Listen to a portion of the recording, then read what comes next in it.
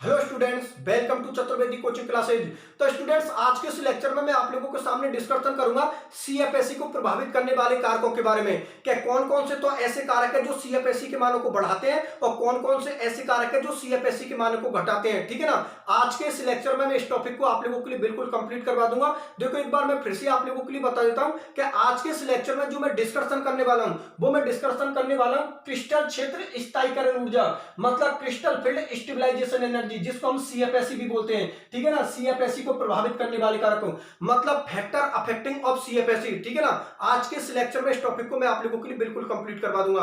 तो देखो, मैं आप लोगों के लिए बता देता हूं, यहां पर सीएफएससी के मानों को 6 कारक प्रभावित करते हैं। ठीक है ना। इन 6 कारकों को मैं आप लोगों के सामने लिख देता हूं, फिर एक एक कारक को मैं आप लोगों के लिए बिल्कुल डिटेल से एक्सप्लेनेशन करता हूं। ठीक है ना। एक एक कारक को मैं बिल्कुल डिटेल से आप लोगों के सामने एक्सप्लेन करूंगा। तो देखो, सीएफएससी के मानों को 6 कारक कौन कौन से प्रभावित करते हैं, उन 6 कारकों को आप लोग बोर्ड पर देखिए। ठीक है ना। तो आप लोगों का जो पहला कारक है, वो पहला कारक है आप लोगों का धातु या धातु आयन की ऑक्सीकरण अवस्था। पहला कारक है धातु या धातु आयन की, धातु या धातु आयन की, धातु या धातु आयन की ऑक्सीकरण अवस्था, ऑक्सीकरण अवस्था, धातु या धातु आयन की ऑक्सीकरण अवस्था, मतलब ऑक्सीडेशन स्टेट ऑफ मेटल और मेटल आयन। ठीक है ना। पहला आप लोगों को प्रभावित करने वाला कारक कौन सा हो गया, धातु या धातु आयन की ऑक्सीकरण अवस्था, मतलब ऑक्सीडेशन स्टेट ऑफ मेटल और मेटल आयन। ठीक है ना। दूसरे नंबर का जो आप लोगों को प्रभावित करने वाला कारक है वो आप लोगों का डी इलेक्ट्रॉनों की संख्या। ठीक है ना। दूसरे नंबर का प्रभावित करने वाला कारक आप लोगों का डी इलेक्ट्रॉनों की संख्या, डी इलेक्ट्रॉनों की संख्या। ठीक है ना। यह दूसरा प्रभावित करने वाला कारक है। तीसरा आप लोगों का प्रभावित करने वाला कारक है लिगेंड की प्रकृति। ठीक है ना। लिगेंड की प्रकृति, लिगेंड की प्रकृति मतलब नेचर ऑफ लिगेंड, लिगेंड की प्रकृति। चौथा आप लोगों को प्रभावित करने वाला कारक है यहां पर लिगेंड का आकार। ठीक है ना। लिगेंड का आकार, लिगेंड का आकार मतलब साइज ऑफ लिगेंड, लिगेंड का आकार मतलब साइज ऑफ लिगेंड। और जो पांचवें नंबर का आप लोगों का कारक है वो है संकुलों की आकृति, संकुलों की, संकुलों की आकृति। ठीक है ना। संकुलों की आकृति मतलब शेप ऑफ कॉम्प्लेक्स। और छठे नंबर का जो आप लोगों को सामने कारक है वो है संक्रमण श्रेणी अर्थात ट्रांजिशन सीरीज, संक्रमण श्रेणी अर्थात ट्रांजिशन सीरीज। तो देखो, बोर्ड की तरफ देखिए। अब एक बार मैं फिर से आप लोगों के लिए बता देता हूं कि यहां पर सीएफएससी के मानों को 6 कारक प्रभावित करते हैं। वो 6 कारक आप लोगों के सामने है। ठीक है ना। पहला कारक है आप लोगों का धातु या धातु आयन की ऑक्सीकरण अवस्था, मतलब ऑक्सीडेशन स्टेट ऑफ मेटल और मेटल आयन। दूसरे नंबर का आप लोगों का फैक्टर है डी इलेक्ट्रॉनों की संख्या, मतलब नंबर ऑफ डी इलेक्ट्रॉन्स। ठीक है ना। तीसरे नंबर का आप लोगों का फैक्टर है लिगेंड की प्रकृति। ठीक है ना, मतलब नेचर ऑफ लिगेंड। चौथे नंबर का आप लोगों का फैक्टर है लिगेंड का आकार, मतलब साइज ऑफ लिगेंड। पांचवें नंबर का आप लोगों का फैक्टर है संकुलों की आकृति, मतलब शेप ऑफ कॉम्प्लेक्स। और जो छठे नंबर का फैक्टर है वो है संक्रमण श्रेणी, मतलब ट्रांजिशन सीरीज। अब सुनो मेरी बात ध्यान से कि ये सीएफएससी को प्रभावित करने वाले मैंने कितने कारक लिख दिए आप लोगों के सामने, 6 कारक लिख दिए। अब मैं प्रत्येक कारक को बिल्कुल डिटेल से आप लोगों के लिए एक्सप्लेन करता हूं। ठीक है ना। एक एक कारक को ध्यान से समझते चलना और लास्ट में मैं आप लोगों के लिए इनकी आउटलाइन बता दूंगा, जिससे कि ये पूरा टॉपिक आप लोगों को याद हो जाएगा। मेरी बात आप लोग समझ में आ गई ना। एग्जाम में आप लोगों को जवाब किस तरीका से देना है वो सारी चीजें मैं आप लोगों के लिए बताऊंगा।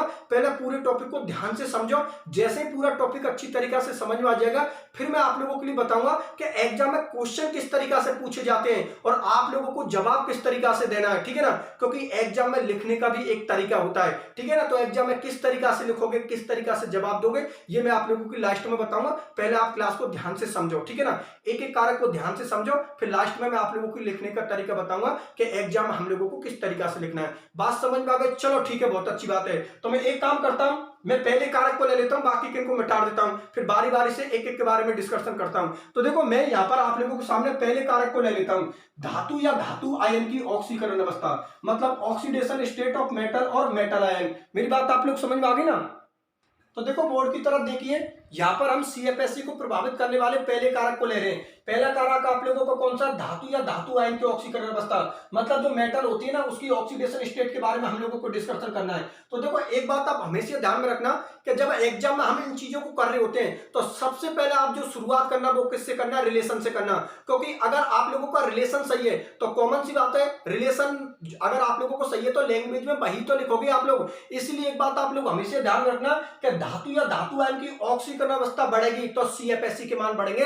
तो यहां पर जो रिलेशन होगा सीएफएससी के वो क्या होगा, समानुपाती अर्थात डायरेक्टली प्रोपोर्शनल। तो यहां पर मैं आप लोगों के सामने रिलेशन लिख देता हूं, धातु या धातु आयन की धातु या धातु आयन की धातु या धातु आयन की ऑक्सीकरण अवस्था ऑक्सीकरण अवस्था ऑक्सीकरण अवस्था समानुपाती CFSE, ठीक है ना। अगर मेटल की ऑक्सीडेशन स्टेट बढ़ेगी तो CFSE के मान बढ़ेंगे। किस तरीका से बढ़ेंगे, क्यों बढ़ेंगे, वो मैं आप लोगों के सामने एक्सप्लेन कर देता हूं। देखो एक बार मैं फिर से आप लोगों के लिए बता देता हूं। एग्जाम में अगर क्वेश्चन बनता है तो आप लोग अगर प्रभावित करने वाले कारकों को लिख रहे हो तो सबसे पहले आप हेडिंग डाल देना धातु या धातु आयन की ऑक्सीकरण अवस्था, ठीक है ना। उसके बाद क्या करोगे, सबसे पहले आप लोग रिलेशन लिख देना। रिलेशन आप लोगों का क्या बनेगा, धातु या धातु आयन की ऑक्सीकरण अवस्था बढ़ेगी तो CFSE के मान बढ़ेंगे। मतलब यहां पर जो रिलेशन होगा CFSE के वो क्या होगा, समानुपाती अर्थात डायरेक्टली प्रोपोर्शनल। अब मैं आप लोगों के लिए रीजन देता हूं कि जब मेटल की ऑक्सीडेशन स्टेट बढ़ती है तो CFSE के मान क्यों बढ़ते हैं। तो देखो जब संकुलों के अंदर, कॉम्प्लेक्सों के अंदर मेटल की ऑक्सीडेशन स्टेट बढ़ेगी तो मेटल की ऑक्सीडेशन स्टेट बढ़ेगी तो मेटल और लिगेंड के बीच में रिपल्सन ज्यादा होगा।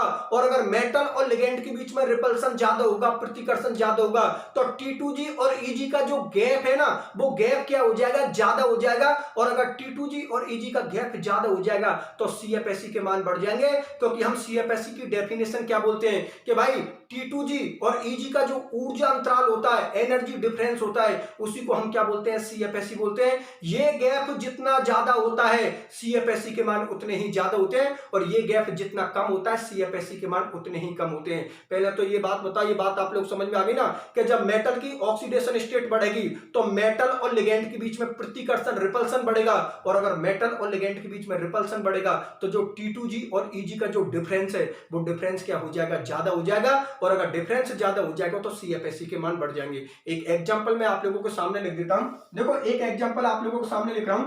FeH2O का होल 6, यहां पर ले लेता हूं मैं प्लस के 3, ठीक है ना। और एक लेता हूं मैं इसके जस्ट नीचे आप लोगों के लिए FeH2O का होल 6, और यहां पर लिख दिया मैंने प्लस के 2। अब देखो, ये देखो हम दोनों कॉम्प्लेक्सों के अंदर ये देखते हैं कि किस कॉम्प्लेक्स के लिए तो CFSE के मान ज्यादा होते हैं और किस कॉम्प्लेक्स के लिए CFSE के मान कम होते हैं। तो एक काम करते हैं, दोनों की ऑक्सीडेशन स्टेट देखते हैं। जिसकी ऑक्सीडेशन स्टेट ज्यादा होगी उसकी CFSE के मान ज्यादा होंगे। तो यहां पर देखते हैं, तो देखो यहां पर जो Fe की ऑक्सीडेशन स्टेट है वो है कितनी, प्लस के 3, और यहां पर जो Fe की ऑक्सीडेशन स्टेट है वो कितनी है, प्लस के 2। तो यहां पर देखो ऑक्सीडेशन स्टेट यहां पर Fe की कितनी है, प्लस के 3, और यहां पर Fe की ऑक्सीडेशन स्टेट कितनी है, प्लस के 2। और हम लोगों ने क्या बोली है कि अगर मेटल की ऑक्सीडेशन स्टेट बढ़ेगी तो CFSE के मान बढ़ेंगे। इसका मतलब कॉमन सी बात है, ये जो आप लोगों का ऊपर वाला कॉम्प्लेक्स है, ठीक है ना, इसको मैं कॉम्प्लेक्स फर्स्ट दे देता हूं, ठीक है ना, और ये कॉम्प्लेक्स सेकंड हो गया। तो जो आप लोगों का कॉम्प्लेक्स फर्स्ट है ऊपर वाला, इसके CFSE के मान ज्यादा होंगे क्योंकि यहां पर मेटल की ऑक्सीडेशन स्टेट क्या है, ज्यादा। और जो कॉम्प्लेक्स सेकंड है अर्थात जो नीचे वाला कॉम्प्लेक्स है, इसके CFSE के मान कम होंगे क्योंकि यहां पर मेटल की ऑक्सीडेशन स्टेट कम है। तो यहां पर लिख देना आप लोग CFSE के मान ज्यादा, CFSE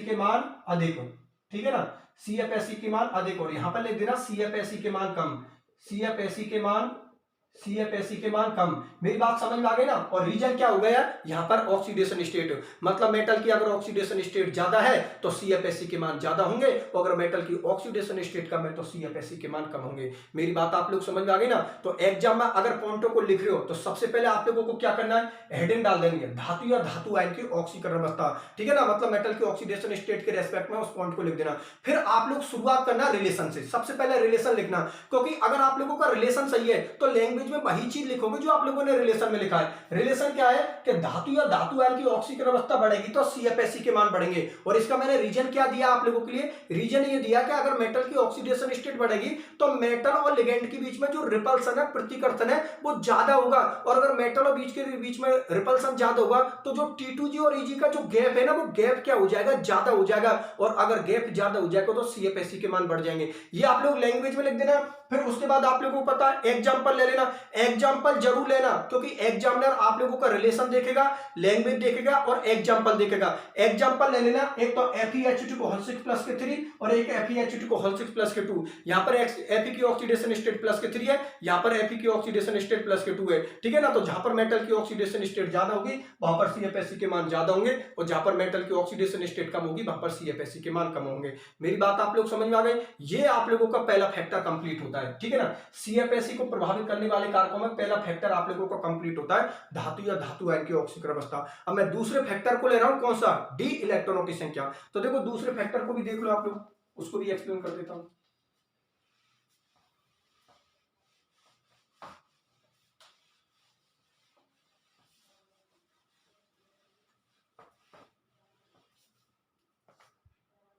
तो देखो दूसरे नंबर का फैक्टर हो गया आप लोगों का डी इलेक्ट्रॉनों की संख्या, डी इलेक्ट्रॉनों की संख्या, डी इलेक्ट्रॉनों की संख्या, ठीक है ना। ये आप लोगों का दूसरे नंबर का फैक्टर हो गया जो सीएफएससी के मानों को प्रभावित करेगा।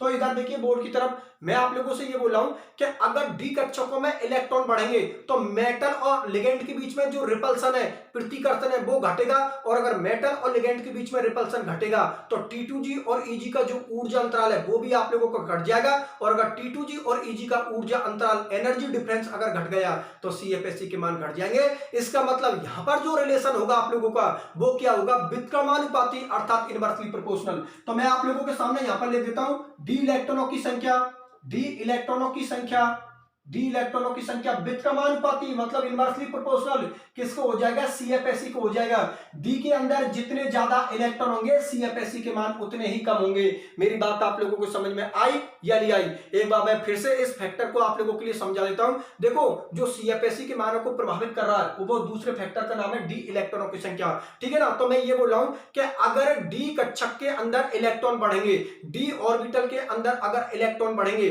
तो मेटल और लिगेंड के बीच में जो रिपल्सन है ना, प्रतिकर्षण, वो क्या होगा, घट जाएगा। और अगर रिपल्सन घट जाएगा तो T2G और EG का जो ऊर्जा अंतराल है वो भी घट जाएगा। और अगर T2G और EG का ऊर्जा अंतराल, एनर्जी डिफरेंस अगर घट गया तो कॉमन सी बात है सीएफएससी के मान भी घट जाएंगे। इसीलिए यहां पर जो रिलेशन है आप लोगों का वो व्युत्क्रमानुपाती है अर्थात इनवर्सली प्रोपोर्शनल है। बात समझ में आ गई ना कि डी इलेक्ट्रॉनों की संख्या व्युत्क्रमानुपाती सीएफएससी, डी के जितने ज्यादा इलेक्ट्रॉन होंगे सीएफएससी के मान उतने ही कम होंगे। एग्जांपल ले लेते हैं। तो देखो यहां पर मैं आप लोगों के सामने एग्जांपल ले रहा हूं।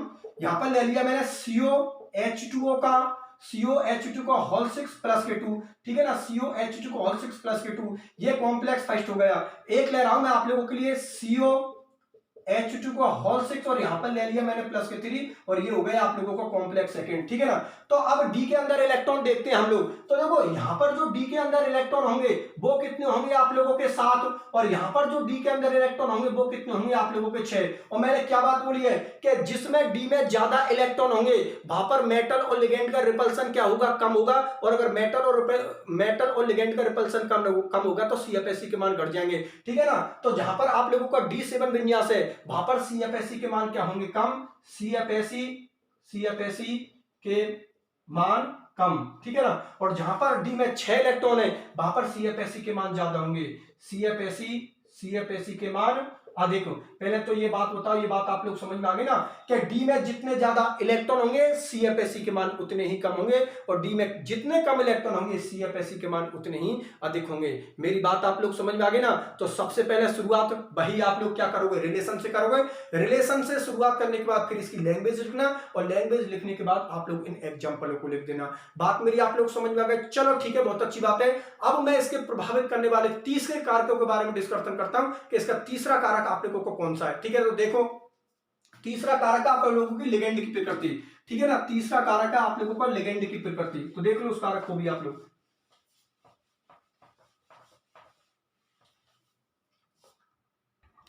तीसरा कारक हो गया आप लोगों का लिगेंड की प्रकृति, ठीक है ना, लिगेंड की प्रकृति, लिगेंड की प्रकृति। तो देखो लिगेंड की प्रकृति, लिगेंड का नेचर क्या होगा जो सीएफएससी के मानों को बढ़ाएंगे। तो देखो आप लोगों को पता है कि लिगेंड की दो प्रकार की प्रकृति होती है, या तो लिगेंड आप लोगों का प्रबल होता है या लिगेंड आप लोगों का दुर्बल होता है। भाई लिगेंड दो प्रकार के होते हैं, या तो प्रबल लिगेंड मतलब स्ट्रॉन्ग लिगेंड होते हैं, या दुर्बल लिगेंड या वीक लिगेंड होते हैं। मैं प्रबल लिगेंडों को कुछ प्रबल लिगेंडों को लिख देता हूं। देखो प्रबल लिगेंड जो हम लोगों ने लिखे थे मेन प्रबल लिगेंड मतलब स्ट्रॉन्ग लिगेंड, एक तो COCN NO2 और NH3, ये तो आप लोगों को कौन सा होगा, प्रबल लिगेंड। बात जब मैं दुर्बल लिगेंडों की, वीक लिगेंडों की करता हूं, दुर्बल लिगेंड मतलब वीक लिगेंड, इसमें हो गए आप लोगों के H2O, FCl, Br और I, ठीक है ना। तो ये तो आप लोगों के प्रबल लिगेंड मतलब स्ट्रॉन्ग लिगेंड हो गए, ये आप लोगों के दुर्बल लिगेंड मतलब वीक लिगेंड हो गए। अब सुनो मेरी बात ध्यान से कि लिगेंड जितना ज्यादा प्रबल होगा वो मेटल की डी ऑर्बिटलों को उतनी ही ज्यादा रिपल्सन करेगा, अर्थात उतनी ही जोर से मेटल की 5 डी ऑर्बिटल को टक्कर मारेगा। तो अगर वो जोर से टक्कर मारेगा तो जो T2G और Eg का जो ऊर्जा अंतराल है ना, वो ऊर्जा अंतराल ज्यादा हो जाएगा, अर्थात जो एनर्जी डिफरेंस है वो एनर्जी डिफरेंस ज्यादा हो जाएगा। और अगर एनर्जी डिफरेंस ज्यादा हुआ है तो कॉमन सी बात है CFSE के मान बढ़ जाएंगे। इसलिए अगर मेटल से प्रबल लिगेंड जुड़ा हुआ है तो वहां पर रिपल्सन ज्यादा होगा, और रिपल्सन ज्यादा होगा तो CFSE के मान बढ़ जाएंगे। लेकिन अगर मेटल से दुर्बल लिगेंड जुड़ा हुआ है, वीक लिगेंड जुड़ा हुआ है, तो वहां पर आप लोगों के जो रिपल्सन है वो रिपल्सन कम होगा, और रिपल्सन कम होगा तो CFSE के मान घट जाएंगे। बात समझ में आ गई ना? अरे नाम से पता लग रहा है, प्रबल लिगेंड स्ट्रॉन्ग लिगेंड और दुर्बल लिगेंड वीक लिगेंड। तो जो प्रबल लिगेंड होगा वो मेटल की 5 डी ऑर्बिटलों से ज्यादा रिपल्सन करेगा, या वो जोर की टक्कर मारेगा। तो जोर की टक्कर मारेगा तो T2G और Eg का जो ऊर्जा अंतराल है वो ज्यादा हो जाएगा तो CFSE के मान बढ़ जाएंगे। लेकिन बात जब मैं दुर्बल लिगेंड की करता हूं, वीक लिगेंड की करता हूं, तो नाम से ही पता लग रहा है दुर्बल लिगेंड, इसका मतलब वो मेटल की 5 डी ऑर्बिटलों को दुर्बल तरीका से टक्कर मारेगा, या वहां पर रिपल्सन क्या होगा? कम होगा। तो जो T2G और Eg का जो ऊर्जा अंतराल है वो ऊर्जा अंतराल क्या हो जाएगा? कम। और अगर ऊर्जा अंतराल कम हो गया तो CFSE के मान घट जाएंगे। तो मैं यहां पर लिख देता हूं आप लोगों के लिए, लिगेंड की प्रबलता मतलब लिगेंड जितना ज्यादा प्रबल होगा CFSE के मान उतने ही ज्यादा होंगे। लिगेंड जितना ज्यादा प्रबल होगा CFSE के मान उतने ही ज्यादा होंगे। तो यहां पर जो आप लोगों का रिलेशन है वो रिलेशन आप लोगों का क्या है? समानुपाती, अर्थात डायरेक्टली प्रोपोर्शनल। लिगेंड जितना ज्यादा प्रबल होगा, स्ट्रॉन्ग होगा, CFSE के मान उतने ही ज्यादा होंगे, क्योंकि वो मेटल की 5 डी ऑर्बिटलों को उतनी ही ज्यादा तरीका से रिपल्सन करेंगे। रिपल्सन ज्यादा करेंगे तो T2G और Eg का गैप है वो क्या हो जाएगा? ज्यादा। तो CFSE के मान भी ज्यादा हो जाएंगे। एग्जांपल के तौर पर यहां पर मैं आप लोगों के सामने ले रहा हूं, देखो एग्जांपल जरूर लेना आप लोग। यहां पर ले लिया मैंने COCN का होल 6 माइनस के 3, ठीक है ना। और एक कॉम्प्लेक्स मैंने आप लोगों के सामने ये ले लिया COF6 माइनस के 3। तो देखो यहां पर हम देखते हैं मेटल है, यहां पर भी CO है, मेटल यहां पर भी CO है। ये कॉम्प्लेक्स आप लोगों का फर्स्ट हो गया, ये कॉम्प्लेक्स आप लोगों का सेकंड हो गया। तो देखो कॉम्प्लेक्स फर्स्ट के अंदर देखो मेटल तो दोनों के अंदर कॉमन है, लेकिन यहां पर देखो लिगेंड आप लोगों को कौन है? CN, और यहां पर देखो आप लोगों को लिगेंड कौन है? F। तो आप लोगों को पता है कि यहां पर लिगेंड जो CN है वो CN लिगेंड आप लोगों को कौन है? प्रबल लिगेंड है। प्रबल लिगेंड है तो CFSE के मान ज्यादा होंगे। तो यहां पर लिख दो CFSE के मान अधिक, यहां पर लिख दो CFSE के मान अधिक, क्योंकि CN प्रबल लिगेंड, CN माइनस प्रबल लिगेंड, ठीक है ना, इसलिए यहां पर CFSE के मान ज्यादा होंगे। मैं इस कॉम्प्लेक्स की बात करता हूं नीचे वाले की, तो यहां पर जो आप लोगों का लिगेंड है वो कौन है? फ्लोरीन। और फ्लोरीन आप लोगों को पता है आप लोगों को कौन सा लिगेंड है? दुर्बल लिगेंड है, वीक लिगेंड है। तो यहां पर रिपल्सन कम होगा तो CFSE के मान कम हो जाएंगे। तो यहां पर लिख दो आप लोग CFSE के मान कम, क्योंकि F माइनस दुर्बल लिगेंड मतलब वीक लिगेंड, F माइनस दुर्बल लिगेंड मतलब वीक लिगेंड। पहले तो ये बात बताओ, ये बात आप लोग समझ में आ गई ना कि कॉम्प्लेक्स फर्स्ट के अंदर CN एक प्रबल लिगेंड है, प्रबल लिगेंड होने की वजह से यहां पर CFSE के मान क्या होंगे? ज्यादा।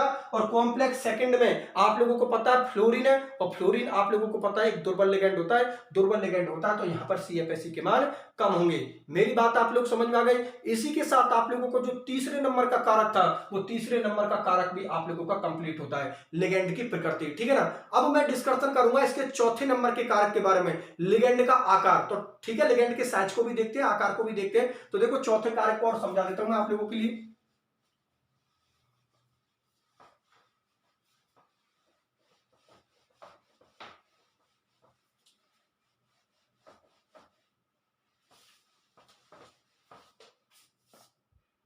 तो देखो चौथे नंबर का आप लोगों को कारक हो गया लिगेंड का आकार, ठीक है ना, मतलब साइज ऑफ लिगेंड। लिगेंड का आकार मतलब साइज ऑफ लिगेंड। तो देखो साइज CFSE के मानों को किस तरीका से प्रभावित करता है वो मैं आप लोगों के लिए समझा देता हूं। तो देखो बे लिगेंड जिनके आकार छोटे होते हैं, ध्यान से समझना इस पॉइंट को, बे लिगेंड जिनके आकार छोटे होते हैं, साइज छोटे होते हैं, तो आप लोगों को पता अगर साइज छोटे होंगे तो वो लिगेंड मेटल की डी ऑर्बिटलों के ज्यादा पास में रहेंगे, और अगर ज्यादा पास में रहेंगे तो वो ज्यादा रिपल्सन करेंगे, और अगर ज्यादा रिपल्सन करेंगे तो T2G और Eg का जो ऊर्जा अंतराल है वो ऊर्जा अंतराल बढ़ जाएगा, और ऊर्जा ऊर्जा अंतराल अगर बढ़ गए तो CFSE के मान भी बढ़ गए। लेकिन अगर लिगेंड का बड़ा आकार हुआ तो वो मेटल की d ऑर्बिटलों से दूर रहेंगे, और दूर रहेंगे तो आप लोगों को पता है रिपल्सन कम होगा। रिपल्सन कम होगा तो T2G और Eg का जो ऊर्जा अंतराल है, एनर्जी डिफरेंस है, वो क्या हो जाएगा, कम हो जाएगा। और अगर एनर्जी डिफरेंस T2G और Eg का कम हो गया तो CFSE के मान आप लोगों के घट गए। इसलिए यहां पर जो आप लोगों का रिलेशन बनेगा वो रिलेशन आप लोगों को बनेगा व्युत्क्रमानुपाती इनवर्सली प्रोपोर्शनल। मैं रिलेशन को लिख देता हूं, फिर एक बार फिर से एक्सप्लेन कर दूंगा आप लोगों के लिए। देखो मैं ये बोल रहा हूं कि लिगेंड का आकार, ठीक है ना, लिगेंड का आकार का जो रिलेशन होगा वो CFSE के क्या होगा, व्युत्क्रमानुपाती अर्थात इनवर्सली प्रोपोर्शनल। मेरी बात आप लोग समझ में आ गई ना कि लिगेंड का जितना बड़ा आकार होगा CFSE के मान उतने ही कम होंगे, ठीक है ना। यहां पर मैं हैलोजन फैमिली के लिगेंडों को ले लेता हूं। तो आप लोगों को पता है हैलोजन फैमिली में कितने आते हैं, F, Cl, Br और I। अभी थोड़ी देर पहले मैंने आप लोगों के लिए बताई थी कि ये दुर्बल लिगेंड होते हैं, वीक लिगेंड होते हैं। दुर्बल लिगेंड में आप लोगों को कौन से आते हैं, जो मेन दुर्बल लिगेंड है, ठीक है ना। यहां पर हैलोजन फैमिली की बात करता हूं तो F, Cl, Br, I, ठीक है ना। तो देखो मैंने क्या बात बोली आप लोगों से, क्या जिनके आकार छोटे होते हैं, बे लिगेंड जिनके आकार छोटे होते हैं वो मेटल की डी ऑर्बिटल के ज्यादा पास में रहेंगे। तो ज्यादा पास में रहेंगे तो वो ज्यादा प्रतिकर्षित करेंगे, ज्यादा रिपल्सन करेंगे। और अगर ज्यादा रिपल्सन करेंगे तो वहां पर T2G और Eg का जो ऊर्जा अंतराल है, एनर्जी डिफरेंस है, वो बढ़ जाएगा आप लोगों का। और अगर एनर्जी डिफरेंस बढ़ गया तो CFSE के मान बढ़ जाएंगे, ठीक है ना। लेकिन अगर लिगेंड का आकार बड़ा हुआ तो लिगेंड का अगर आकार बड़ा हुआ तो जो लिगेंड है वो मेटल की डी ऑर्बिटलों से दूर रहेगा। भाई आकार बढ़ाया तो दूर रहेगा, दूर रहेगा तो वो कम रिपल्सन करेगा। और अगर रिपल्सन कम होगा तो T2G और Eg का जो ऊर्जा अंतराल है वो ऊर्जा अंतराल आप लोगों को क्या हो जाएगा, कम हो जाएगा। और अगर ऊर्जा अंतराल एनर्जी डिफरेंस अगर कम हो गया तो CFSE के मान घट जाएंगे। इसलिए आप लोगों को पता है कि यहां पर जो लिगेंड की प्रबलता का क्रम है, यहां पर लिगेंड की प्रबलता का क्रम मतलब हैलोजन फैमिली की बात करते हैं तो देखो सबसे प्रबल लिगेंड इनमें कौन है, फ्लोरीन। वैसे तो ये दुर्बल लिगेंड होते हैं, FCl, Bri आप लोगों को पता है दुर्बल लिगेंड होते हैं, लेकिन इन्हीं के अंदर सबसे प्रबल कौन होता है, तो सबसे छोटा आकार आप लोगों को पता है किसका होता है, फ्लोरीन का, ठीक है ना। तो फ्लोरीन की प्रबलता यहां पर सबसे ज्यादा होगी, मतलब इसके CFSE के मान सबसे ज्यादा होंगे। उससे कम किसके होंगे, Cl के, उससे कम किसके होंगे, Br के, और सबसे कम किसके होंगे, आयोडीन के। क्योंकि इनमें सबसे बड़ा आकार किसका होता है, आयोडीन का, और सबसे छोटा आकार किसका होता है, फ्लोरीन का। इसलिए जिन मेटलों से फ्लोरीन लिगेंड जुड़ा होता है उनके CFSE के मान ज्यादा होते हैं, और जिन लिगेंडों से आयोडीन लिगेंड जुड़ा हुआ है उनके CFSE के मान कम होते हैं, क्योंकि आयोडीन का बड़ा आकार होता है। क्योंकि हम जानते हैं कि एक वर्ग में जब हम ऊपर से नीचे की ओर जाते हैं तो जो आकार होता है, जो साइज होता है, वो आप लोगों का बढ़ता है। तो साइज बढ़ेगा तो सबसे बड़ा आकार किसका हुआ, आयोडीन का। इसीलिए इसके CFSE के मान सबसे कम होंगे इन चारों के अंदर, और सबसे ज्यादा CFSE के मान किसके होंगे, फ्लोरीन के होंगे। क्योंकि फ्लोरीन का साइज क्या होता है, छोटा होगा। छोटा होगा तो मेटल की डी ऑर्बिटल को ज्यादा रिपल्सन करेगा, ज्यादा रिपल्सन करेगा तो CFSE के मान बढ़ जाएंगे। यहां पर आयोडीन का साइज बड़ा होगा तो ये मेटल की जो डी ऑर्बिटल है उनको कम रिपल्सन करेंगे, कम रिपल्सन करेंगे तो CFSE के मान घट जाएंगे। बात समझ में आ गई ना। तो यहां पर जो आप लोगों का रिलेशन बना है आकार के, वो आकार के रिलेशन क्या बना है, व्युत्क्रमानुपाती अर्थात इनवर्सली प्रोपोर्शनल। लिगेंड का जितना छोटा आकार होगा CFSE के मान उतने ही ज्यादा होंगे। पूरा कॉन्सेप्ट आप लोगों के सामने मैंने एक्सप्लेन कर दिया, ठीक है ना। और इसी के साथ आप लोगों के चौथे नंबर का कारक भी क्लियर होता है जो CFSE के मानों को प्रभावित कर रहा है, लिगेंड का आकार। बात समझ में आ गई ना। एक बार मैं फिर से बता देता हूं, मैं ये बोल रहा हूं कि लिगेंड का अगर आकार छोटा हुआ, साइज छोटा हुआ, तो अगर साइज छोटा हुआ तो वो मेटल की जो डी ऑर्बिटल है ना उनको ज्यादा रिपल्सन करेगा, ज्यादा प्रतिकर्षण करेगा। तो ज्यादा प्रतिकर्षण करेगा तो जो T2G और Eg का जो गैप है ना, वो गैप क्या हो जाएगा, ज्यादा हो जाएगा। और अगर गैप ज्यादा हो गया तो कॉमन सी बात है CFSE के मान बढ़ जाएंगे। क्योंकि हम यही बोल रहे हैं कि T2G और Eg का जो ऊर्जा अंतराल है, एनर्जी डिफरेंस है, उसी को तो हम CFSE बोल रहे हैं। ये एनर्जी डिफरेंस जितना ज्यादा होगा CFSE के मान उतने ज्यादा होंगे, और ये एनर्जी डिफरेंस जितना कम होगा CFSE के मान उतने कम होंगे। बात समझ में आ गई ना। फिर मैंने ये बोला है कि बे लिगेंड जिनके आकार बड़े होते हैं तो कॉमन सी बात है वो मेटल की डी ऑर्बिटल को कम रिपल्सन करेंगे, कमजोर टक्कर मारेंगे, और कमजोर टक्कर मारेंगे, कम रिपल्सन करेंगे तो जो T2G और Eg का जो ऊर्जा अंतराल है वो क्या रहेगा, कम रहेगा। तो CFSE के मान घट जाएंगे। इसलिए फ्लोरीन वाले लिगेंड के तो CFSE के मान सबसे ज्यादा होते हैं, और आयोडीन वाले लिगेंड के CFSE के मान सबसे कम होते हैं। बात समझ में आ गई। चलो ठीक है, बहुत अच्छी बात है। अब मैं यहां पर आप लोगों के 5वें नंबर के कारकों को ले रहा हूं, संकुलों की आकृति, ठीक है ना, मतलब शेप ऑफ कॉम्प्लेक्स। तो देखो उस फैक्टर को भी मैं आप लोगों को क्लियर कर देता हूं, संकुलों की आकृति, शेप ऑफ कॉम्प्लेक्स।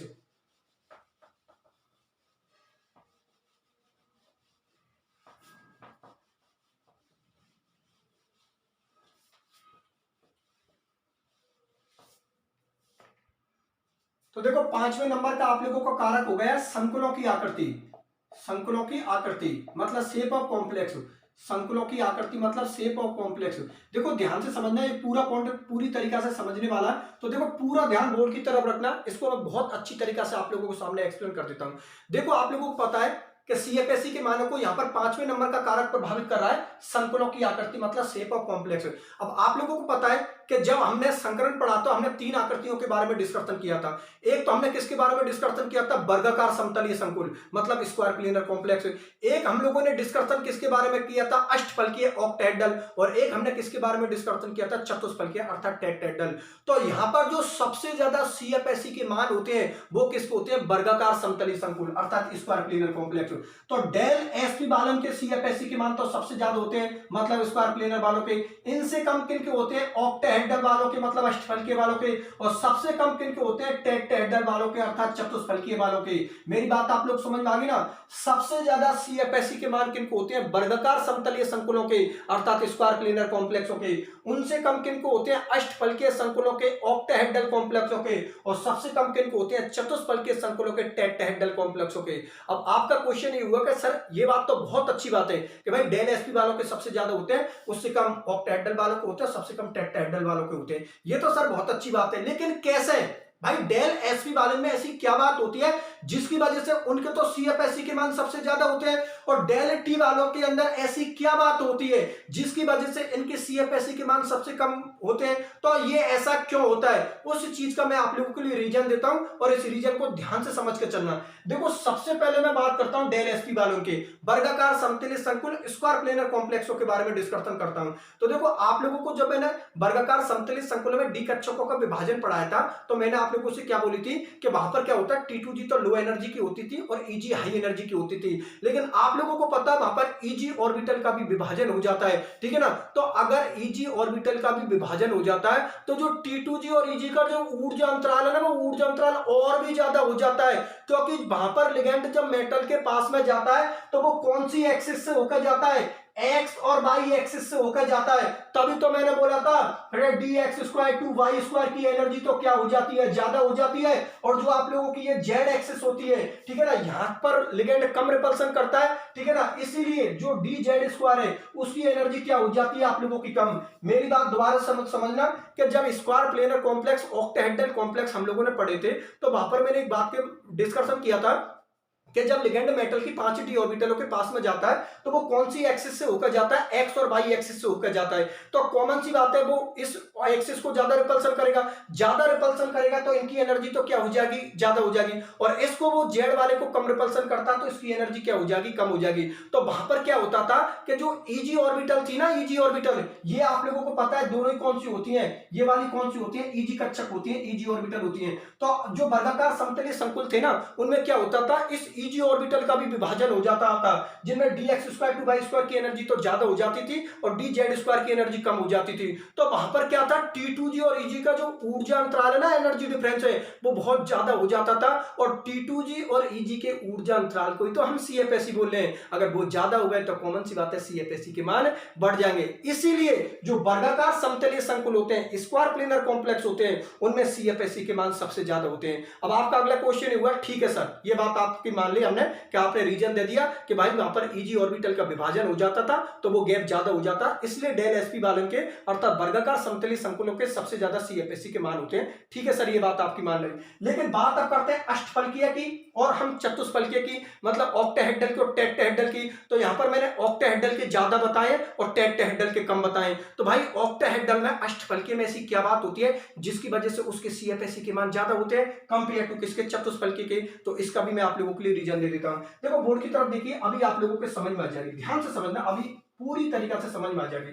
देखो आप लोगों को पता है डी की कितनी ऑर्बिटल होती है, 5 ऑर्बिटल होती है, जिनमें 3 तो T2G की होती है, 2 Eg की होती है। तो T2G की इनको लिख देता हूं, देखो DXY, DYZ और DXZ, ठीक है ना। ये तो किसकी हो गई, T2G कक्षक। ये तो कौन सी हो गई, T2G कक्षक। मैं बात Eg कक्षकों की करता हूं तो d x square to y square और डी जेड स्क्वायर, ये आप लोगों की कौन सी हो गई, Eg कक्षक। अब देखो ध्यान से समझ कर चलना, अभी पूरा कॉन्सेप्ट आप लोगों को समझ में आ गया है कि ऑक्टाहेड्रल वालों के सीएफएससी के मान टेट्राहेड्रल वालों से ज्यादा क्यों होते हैं। ध्यान से समझ कर चलना। देखो यहां पर रीजन ये है क्या आप लोगों को मैंने पढ़ाया है कि जो T2G कक्षक होती है, जो T2G ऑर्बिटल होती है, वो एक्सिसों के बीच में होती है, अक्षों के बीच में होती है। ये क्या होती है? अक्षों के बीच में, मतलब बिटवीन द एक्सिस, अक्षों के बीच में, ठीक है ना, अक्षों के बीच में, मतलब इंग्लिश में इसको हम क्या बोलेंगे? Between the axis. और जो ईजी ऑर्बिटल होती हैं वो किन पर होती हैं? अक्षों पर, मतलब एक्सिस पर, अलोंग द एक्सिस। ये किन पर होती हैं? अक्षों पर, ठीक है ना, अक्षों पर मतलब एक्सिस पर होती हैं, अक्षों पर, जिसको हम क्या बोलते हैं? Along the axis.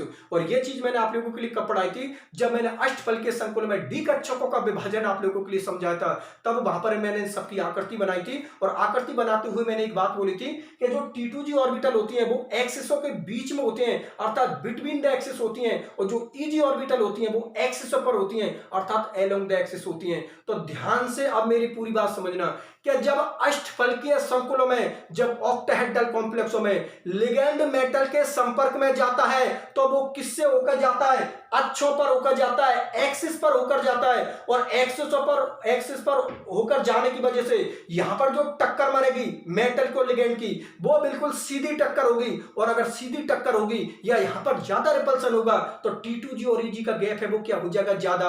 और यहां पर जो चार लिगैंड मेटल को टक्कर मारने के लिए जाते हैं वो बिटवीन द एक्सिस जाते हैं, अक्षों के बीच में होकर जाते हैं। अब एक बात बता, कोई एक्सिस के बीच में होकर जा रहे हैं तो टक्कर तो यहां पर भी मारेगी, लेकिन यहां पर जो टक्कर मारेगी वो दुर्बल मारेगी, वीक मारेगी। इसलिए तो हम बोलते हैं कि जो चतुष्फलकीय संकुल होते हैं, टेट्राहेड्रल कॉम्प्लेक्स होते हैं, वो ज्यादातर दुर्बल लिगेंडों के केस में बनते हैं, वीक लिगेंडों के केस में बनते हैं। मेरी बात आप लोग समझ में आ गई? यही रीजन होता है कि अष्टफलकीय संकुलों के CFSE के मान चतुष्फलकीय संकुलों से क्या होते हैं? ज्यादा होते हैं। मेरी बात आप लोगों को समझ में आई या नहीं आई? एक बार मैं फिर से इस कॉन्सेप्ट को पूरी को एक्सप्लेन कर देता हूं। मैं ये बोल रहा हूं क्या डेल एसपी वालों के तो सबसे ज्यादा होते हैं, और इसका रीजन दे दिया कि भाई ईजी ऑर्बिटल का विभाजन हो जाता है तो T2G का गैप है वो ज्यादा हो जाता है, इसलिए CFSE के मान ज्यादा हो जाते हैं। तो ये तो समझ में आती है। लेकिन बात हम जब अष्टफलकीय की करते हैं और चतुष्फलकीय करते हैं तो अष्टफलकीय के जो ऑक्टाहेड्रल होता है उसके CFSE के मान टेट्राहेड्रल से क्या होते हैं? ज्यादा होते हैं। उसका रीजन ये होता है कि जब मैंने अष्टफलकीय संकुल पढ़ाए थे, ऑक्टाहेड्रल कॉम्प्लेक्स पढ़ाए थे, तो वहां पर मैंने सबकी आकृति बनाई थी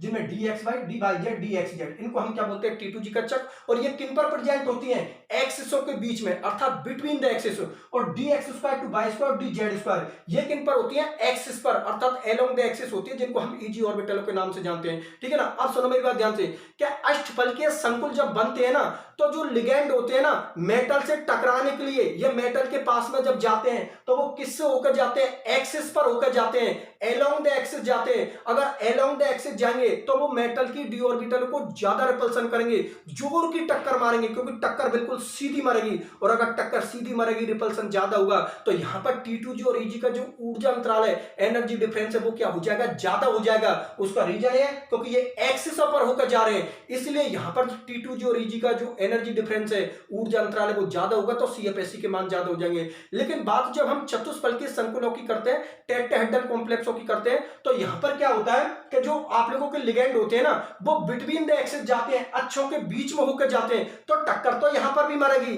लेकिन इतनी जोर की नहीं मारेगी जितनी यहां पर मारी थी। ठीक है ना? टक्कर तो यहां पर भी होगी क्योंकि कॉम्प्लेक्स तो यहां पर भी बन रहे हैं, लेकिन ये जो टक्कर होगी ना वो दुर्बल होगी, वीक होगी। इसीलिए जो चतुष्फलकीय संकुल होते हैं, टेट्राहेड्रल कॉम्प्लेक्स होते हैं, उनके CFSE के मान इन दोनों के कंपेयर में सबसे कम होते हैं। अब मैंने तीनों का ही रीजन दे दिया, इसका भी मैंने रीजन दे दिया क्योंकि EG ऑर्बिटल का विभाजन हो जाता है, और इसका भी मैंने रीजन दे दिया कि यहां पर लिगेंड जो मेटल की 5 डी ऑर्बिटल को टक्कर मारते हैं वो कौन से एंगल से मारते हैं? अक्षों पर होकर, अर्थात एलोंग द एक्सिस। और जो चतुष्फलकीय संकुल होते हैं, टेट्राहेड्रल कॉम्प्लेक्स होते हैं, वहां पर लिगेंड को जब मेटल को जब लिगेंड टक्कर मारते हैं तो वो कहां पर होकर जाते हैं? अक्षों के बीच में, अर्थात बिटवीन द एक्सिस। तो यहां पर टक्कर थोड़ी दुर्बल मारेगी तो T2G EG का गैप क्या होगा? कम होगा, तो CFSE के मान घट जाएंगे। इसलिए सबसे ज्यादा CFSE किसको होंगे? डेल एसपी वालों के, उससे कम डेल ओ वालों को, सबसे कम किनको होंगे? डेल टी वालों के। और पूरा कॉन्सेप्ट आप लोगों के लिए मैंने एक्सप्लेन कर दिया। किसी भी स्टूडेंट को कोई तकलीफ नहीं है? तकलीफ, चलो ठीक है, बहुत अच्छी बात है,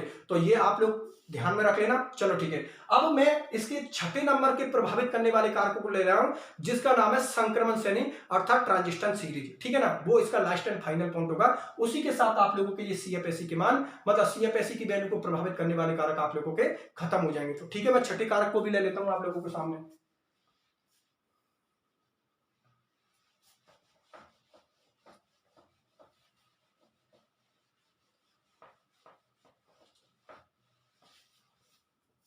तो देखो छठे नंबर का आप लोगों का कारक हो गया संक्रमण श्रेणी, ट्रांजिशन सीरीज, संक्रमण श्रेणी अर्थात ट्रांजिशन सीरीज। ठीक है ना। तो देखो बोर्ड की तरफ देखिए, सबसे पहले तो मैं आप लोगों के लिए बता देता हूं कि जो संक्रमण श्रेणी होती है अर्थात जो ट्रांजिशन सीरीज होती हैं वो आप लोगों की तीन होती हैं। एक तो 3D होती है, एक 4D होती है और एक 5D होती है। 6D को यहां पर हम काउंट नहीं करेंगे क्योंकि 6D सीरीज के एलिमेंटों की अभी तक सही तरीका से खोज नहीं हुई है, इसलिए संक्रमण श्रेणियों के अंदर हम केवल तीन की ही बात करेंगे। एक तो बात हम किसकी करेंगे, 3D की बात करेंगे, ठीक है ना। एक बात हम 4D की करेंगे और एक बात हम किसकी करेंगे, 5D की। मेरी बात आप लोग समझ में आ गई ना कि जो संक्रमण श्रेणी होती है, जो ट्रांजिशन सीरीज होती है वो आप लोगों की कितनी होती है, तीन होती है। एक तो 3D सीरीज के एलिमेंट होते हैं, एक 4D सीरीज के एलिमेंट होते हैं और एक आप लोगों के 5D सीरीज के एलिमेंट होते हैं। ठीक है ना। तो इनमें जो CFSE के मान होते हैं वो सबसे ज्यादा किसको होते हैं, 5D सीरीज के एलिमेंटों के। CFSE के मान सबसे ज्यादा किसको होते हैं, 5D सीरीज के एलिमेंटों के। उससे कम किसको होते हैं, 4D सीरीज के एलिमेंटों के। और सबसे कम किसको होते हैं, 3D सीरीज के एलिमेंटों के। ठीक है ना। ये ऑर्डर लिख दिया मैंने CFSE का क्रम, CFSE का क्रम। ठीक है ना। CFSE का ऑर्डर लिख दिया कि जो 5D सीरीज के एलिमेंट होते हैं उनके CFSE के मान सबसे ज्यादा होते हैं, उनसे कम 4D सीरीज के एलिमेंटों को होते हैं और सबसे कम जो CFSE के मान होते हैं वो किनके होते हैं, 3D सीरीज के एलिमेंटों के।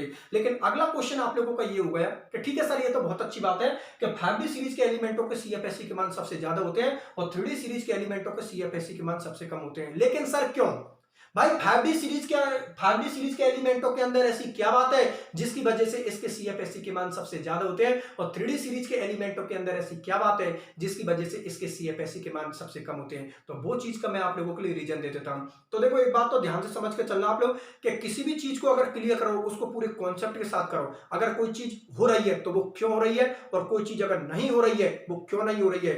जिस दिन आप लोगों को ये पता होगा उस दिन हर टॉपिक आप लोगों का क्लियर होगा और वही आप लोगों का कॉन्सेप्ट होता है। ठीक है ना। इसलिए एक एक टॉपिक को ध्यान से समझते समझते चलो। ठीक है ना। अब मैं आप लोगों के लिए इस चीज का रीजन देता हूं कि 5D सीरीज के एलिमेंटों के अंदर ऐसी क्या बात है जिसकी वजह से उसके CFSE के मान सबसे ज्यादा होते हैं और 3D सीरीज के एलिमेंटों के अंदर ऐसी क्या बात है जिसकी वजह से उसके CFSE के मान सबसे कम होते हैं। तो इधर देखिए, देखो ये एक वर्ग हो गया, ये एक ग्रुप हो गया। जो वर्ग होता है, ग्रुप होता है, उसमें सबसे ऊपर कौन होती है आप लोगों की 3D सीरीज के एलिमेंट, उससे जस्ट नीचे कौन होते हैं 4D सीरीज के एलिमेंट और सबसे नीचे होते हैं वो आप लोगों के कौन से होते हैं 5D सीरीज के एलिमेंट। और हम एक चीज को अच्छी तरीका से जानते हैं कि जब एक वर्ग में हम ऊपर से नीचे की ओर जाते हैं, टॉप से बॉटम की ओर जाते हैं, ठीक है ना, तो जो आकार होता है, साइज होता है, वो आप लोगों का बढ़ता है। ठीक है ना। जब एक वर्ग में हम ऊपर से नीचे की ओर जाते हैं तो कोषों की संख्या बढ़ती है। अगर कोषों की संख्या बढ़ेगी तो आप लोगों का आकार बढ़ेगा और अगर आप लोगों का आकार बढ़ेगा तो CFSE के मान भी बढ़ेंगे। इसीलिए जो 5D सीरीज के एलिमेंट होते हैं उनके CFSE के मान सबसे ज्यादा होते हैं, उनसे कम 4D सीरीज के एलिमेंटों को होते हैं और सबसे कम किसको होते हैं 3D सीरीज के एलिमेंटों के। और यहाँ पर जो रीजन होगा, यहाँ पर जो कारण होगा वो होगा धातु या धातु आयनों का आकार। ठीक है ना। ऊपर से नीचे की ओर जाने पर धातु या धातु आयन का आकार बढ़ेगा और आकार बढ़ेगा तो CFSE के मान भी बढ़ेंगे। इसीलिए जो 5D सीरीज के एलिमेंट होते हैं उनके CFSE के मान सबसे ज्यादा होते हैं, उनसे कम 4D सीरीज के एलिमेंटों के होते हैं और सबसे कम जो CFSE के मान होते हैं वो किनके होते हैं 3D सीरीज के एलिमेंटों के। क्योंकि जो सबसे छोटा आकार होगा मेटल और मेटल आयन का वो किसका होगा 3D सीरीज के एलिमेंटों का। इसलिए यहाँ पर CFSE के मान सबसे कम होंगे। बात समझ में आ गई? चलो ठीक है, बहुत अच्छी बात है। अब सुनो मेरी बात ध्यान से कि यहाँ पर मैं एक एग्जाम्पल ले लेता हूं। एक एग्जांपल से ये टॉपिक आप लोगों को क्लियर हो जाएगा। तो देखो मैं यहाँ पर ले लेता हूँ आप लोगों के लिए, एक तो मैं 3D सीरीज का कॉम्प्लेक्स ले लेता हूँ, कोई एक 4D सीरीज का ले लेता हूँ और एक 5D सीरीज का ले लेता हूँ। यहाँ पर ले लेता हूँ मैं आप लोगों के लिए CONH3 का होल 6, यहाँ पर लिख दिया प्लस के 3, यहाँ पर लिख दिया मैंने RbNH3 का होल 6, यहाँ पर लिख दिया प्लस के 3 और यहाँ पर लिख दिया मैंने IrNH3 का होल 6 प्लस के 3। ठीक है ना। अब इन तीनों कॉम्प्लेक्सों के अंदर हम देखते हैं कि किसके CFSE के मान तो सबसे ज्यादा होते हैं और किसके CFSE के मान सबसे कम होते हैं। तो एक एक चीज को ध्यान से देखो। तो देखो कॉम्प्लेक्स ये आप लोगों का फर्स्ट हो गया, ये कॉम्प्लेक्स आप लोगों का सेकंड हो गया और ये कॉम्प्लेक्स आप लोगों का थर्ड हो गया। ठीक है ना। तीनों कॉम्प्लेक्सों के नाम दे दिए, ये कॉम्प्लेक्स फर्स्ट हो गया, ये कॉम्प्लेक्स सेकंड हो गया, ये कॉम्प्लेक्स थर्ड हो गया। इन तीनों के अंदर CFSE के मान देखते हैं, किसके CFSE के मान तो सबसे ज्यादा होते हैं और किसके CFSE के मान सबसे कम होते हैं। चलो इसको चेक करते हैं। सबसे पहले तो हम ऑक्सीडेशन स्टेट को देखेंगे क्योंकि आप लोगों को पता है ऑक्सीडेशन स्टेट भी CFSE के मानों को प्रभावित करता है। तो यहाँ पर ऑक्सीडेशन स्टेट देखिए, यहाँ पर इसकी भी ऑक्सीडेशन स्टेट प्लस के 3 है, इसकी भी ऑक्सीडेशन स्टेट प्लस के 3 और इसकी भी ऑक्सीडेशन स्टेट प्लस के 3 है। मतलब यहाँ पर कोबाल्ट की भी ऑक्सीडेशन स्टेट प्लस के 3 है, रूबिडियम की ऑक्सीडेशन स्टेट भी प्लस के 3 है और इरिडियम की ऑक्सीडेशन स्टेट भी प्लस के 3 है। तो यहाँ पर ऑक्सीडेशन स्टेट तो तीनों की समान है, तो ऑक्सीडेशन स्टेट तो यहाँ पर प्रभावित नहीं कर रही है। चलो ठीक है, बहुत अच्छी बात है। हम लिगेंडों को देख लेते हैं। तो देखो यहाँ पर भी आप लोगों को पता है NH3 लिगेंड है, यहाँ पर भी NH3 लिगेंड और आप लोगों का यहाँ पर भी NH3 लिगेंड है। तो ऑक्सीडेशन स्टेट तीनों की सेम हो गई, लिगेंड भी आप लोगों का तीनों का सेम हो गया। अब हम धातु को देख लेते हैं, मेटल को देख लेते हैं। तो देखो यहाँ पर आप लोगों की जो कोबाल्ट है, ये कोबाल्ट आप लोगों की कौन सी सीरीज की एलिमेंट होती है? 3D सीरीज के एलिमेंट। और जो रूबिडियम होती है ये 4D सीरीज के एलिमेंट होता है और जो इरिडियम होता है वो 5D सीरीज का एलिमेंट होता है। तो कॉमन सी बात है, हम लोगों ने क्या बात बोली थी कि जो 5D सीरीज के एलिमेंट होते हैं उनके साइज क्या होते हैं? बड़े होते हैं, और साइज बड़े होने की वजह से उनके CFSE के मान सबसे ज्यादा होंगे। इसीलिए जो कॉम्प्लेक्स थर्ड है उसके CFSE के मान सबसे ज्यादा होंगे, उससे कम किसके होंगे? कॉम्प्लेक्स सेकंड के, और सबसे कम जो CFSE के मान होंगे वो किसके होंगे? कॉम्प्लेक्स फर्स्ट के। मेरी बात आप लोग समझ में आ गई ना? क्योंकि कॉम्प्लेक्स थर्ड के अंदर जो मेटल है वो किसकी है? 5D सीरीज की। कॉम्प्लेक्स सेकंड के अंदर जो मेटल है वो किसकी है? 4D सीरीज की। और कॉम्प्लेक्स फर्स्ट के अंदर जो मेटल है वो किसकी है? 3D सीरीज की। इसीलिए जो कॉम्प्लेक्स थर्ड है उसके CFSE के मान सबसे ज्यादा होंगे, उससे कम किसके होंगे? आप लोगों के कॉम्प्लेक्स सेकंड के, और जो कॉम्प्लेक्स फर्स्ट होगा उसके CFSE के मान सबसे कम होंगे। पहले तो ये बात बता, ये बात आप लोगों को समझ में आ गई। और इसी के साथ आप लोगों का जो संक्रमण श्रेणी वाला टॉपिक चल रहा था, संक्रमण श्रेणी वाला प्रभावित करने वाला कारक चल रहा था, वो आप लोगों का कंप्लीट होता है। ठीक है ना? अब आप लोगों के CFSE को प्रभावित करने वाले कितने कारक हो गए? 6 कारक हो गए। 6 कारकों को एक बार मैं फिर से एक्सप्लेन कर देता हूं आप लोगों के लिए। ठीक है ना? तो देखो पहले नंबर का जो आप लोगों का कारक था वो था धातु या धातु आयन की ऑक्सीकरण अवस्था, और वहां पर जो आप लोगों का रिलेशन था वो CFSE के क्या था? समानुपाती। मतलब मेटल की जितनी ज्यादा ऑक्सीडेशन स्टेट होगी CFSE के मान उतने ही ज्यादा होंगे। दूसरे नंबर का आप लोगों का जो कारक था वो था डी इलेक्ट्रॉनों की संख्या, और डी इलेक्ट्रॉनों की संख्या का रिलेशन CFSE का क्या था? वित्तकमानुपाती, अर्थात इनवर्सली प्रोपोर्शनल। ठीक है ना? डी के अंदर जितने ज्यादा इलेक्ट्रॉन होंगे CFSE के मान उतने ही कम होंगे। चलो ठीक है। तीसरे नंबर का जो प्रभावित करने वाला कारक था वो आप लोगों का था लिगेंड की प्रकृति। तो वहां पर हम लोगों ने क्या बात बोली थी कि लिगेंड की जो प्रकृति है, मतलब लिगेंड जितना ज्यादा प्रबल होगा CFSE के मान उतने ही ज्यादा होंगे, और लिगेंड जितना ज्यादा दुर्बल होगा CFSE के मान उतने ही कम होंगे। तो वहां पर जो रिलेशन था वो क्या था? समानुपाती। लिगेंड की प्रबलता समानुपाती CFSE, मतलब लिगेंड जितना ज्यादा प्रबल होगा, जितना ज्यादा स्ट्रॉन्ग होगा CFSE के मान उतने ही ज्यादा होंगे। चलो ठीक है। चौथे नंबर का आप लोगों को कारक था लिगेंड का आकार। ठीक है ना? वहां पर साइज प्रभावित कर रहा था, और वहां पर जो आप लोगों का रिलेशन था वो रिलेशन आप लोगों को कौन था? वित्तकमानुपाती, अर्थात इनवर्सली प्रोपोर्शनल। लिगेंड का जितना बड़ा आकार होगा CFSE के मान उतने ही कम होंगे, लिगेंड का जितना छोटा आकार होगा CFSE के मान उतने ही ज्यादा होंगे। पांचवें नंबर का जो आप लोगों का कारक था वो पांचवें नंबर का आप लोगों को कारक था संकुलों की आकृति। माता हमने जो कॉम्प्लेक्स थे उनकी शेप के बारे में डिस्कशन किया था, तो हम लोगों ने वहां पर रीजन दिया था कि जो संकुल वर्गाकार समतलीय संकुल होते हैं उनके CFSE के मान सबसे ज्यादा होते हैं, उनसे कम किनको होते हैं? अष्टफलकीय वालों को। सबसे कम CFSE के मान किनको होते हैं? चतुष्फलकीय संकुलों के। ठीक है ना? वहां पर भी उन चीजों को मैंने रीजन दिया था। और जो छठे नंबर का जो प्रभावित करने वाला कारक है वो आप लोगों का संक्रमण श्रेणी, ट्रांजिशन सीरीज। और यहाँ पर सबसे ज्यादा CFSE के मान किसको होते हैं? 5D सीरीज के एलिमेंटों के। उससे कम किसको होते हैं? 4D सीरीज के एलिमेंटों के। और सबसे कम किसको होते हैं? 3D सीरीज के एलिमेंटों के। और यहाँ पर जो हम लोगों ने रीजन दिया था वो दिया था हमें साइज के, ऊपर से नीचे की ओर जाते हैं तो आकार बढ़ेगा मेटल या मेटल आयन का। ठीक है ना? तो CFSE के मान भी बढ़ जाएंगे। बात समझ में आ गई? ये 6 कारक आप लोगों को क्लियर होते हैं। अब मैं आप लोगों के लिए ये बताता हूं कि एग्जाम में क्वेश्चन किस तरीका से पूछा जाता है और आप लोगों को जवाब किस तरीका से देना है, इस चीज के बारे में मैं डिस्कशन करूंगा। देखो एग्जाम में सभी स्टूडेंट्स लिख ले हैं, लेकिन लिखने का भी एक तरीका होता है। तो आप लोगों को एग्जाम में किस तरीका से लिखना है, किस तरीका से जवाब देना है, वो मैं आप लोगों के लिए बता देता हूं।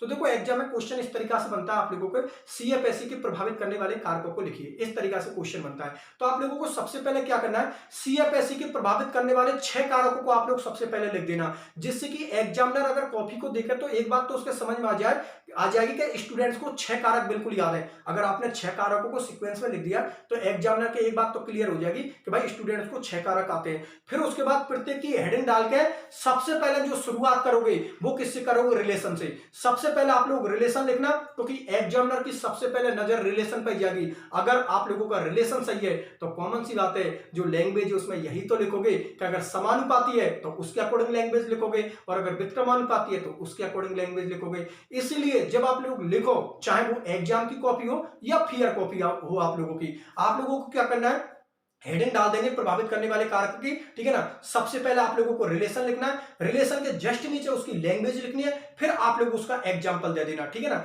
जो जो एग्जांपल मैंने यहां पर करवाए हैं उन एग्जांपलों को लिख देना, ठीक है ना। तो सबसे पहले ऊपर ऊपर आप लोगों को रिलेशन लिखना, रिलेशन के जस्ट नीचे उसकी लैंग्वेज लिखनी है और उसके जस्ट नीचे आप लोगों को एग्जाम्पल देना है, जो एग्जाम्पल मैंने आज इस लेक्चर में करवाए हैं आप लोगों के लिए, ठीक है ना। इस तरीका से आप लोगों को वो दूसरा फैक्टर, तीसरा फैक्टर, चौथा फैक्टर, पांचवा फैक्टर, सबसे पहले रिलेशन लिखोगे, ठीक है ना। उसके बाद उसकी आप लोग क्या, रिलेशन के जस्ट नीचे आप लोग क्या लिखोगे उसके, ठीक है ना। रिलेशन आप लोगों का ऊपर ऊपर हो गया, उसके जस्ट नीचे आप लोगों की लैंग्वेज हो गई और उसके जस्ट नीचे आप लोगों का एग्जाम्पल हो जाएगा, ठीक है ना। इस तरीका से आप लोगों को एग्जाम में जवाब देना है, जिससे कि सामने वाले के पास में नंबर काटने का कोई चांस ही ना हो, ठीक है ना। एग्जामिनर को आप लोग कोई भी चांस मत दो कि वो आप लोगों का नंबर काटे। बिल्कुल जिस एंगल से, जिस तरीके से मैं आप लोगों को समझा रहा हूं, उसी तरीका से आप लोगों को एग्जाम की कॉपी में लिखना है। मेरी बात आप लोग समझ में आ गई ना। और इसी के साथ आप लोगों का सीएफएससी को प्रभावित करने वाले कारक जो टॉपिक चल रहा था, वो टॉपिक आप लोगों का कंप्लीट होता है। मेरी बात आप लोग समझ में आ गई ना। ठीक है स्टूडेंट्स, जिन स्टूडेंटों ने इस चैनल को अब तक सब्सक्राइब नहीं किया है, वो सभी स्टूडेंट्स इस चैनल को सब्सक्राइब कर देना, वीडियो को लाइक कर देना और जितने भी आप लोगों के फ्रेंड हैं उन सभी फ्रेंड के बीच में आप लोगों इसके लिंक को शेयर कर देना, जिससे ज्यादा से ज्यादा स्टूडेंट्स इस यूट्यूब चैनल से जुड़ सकें। ठीक है स्टूडेंट्स, फिर मिलते हैं अगले लेक्चर में। धन्यवाद।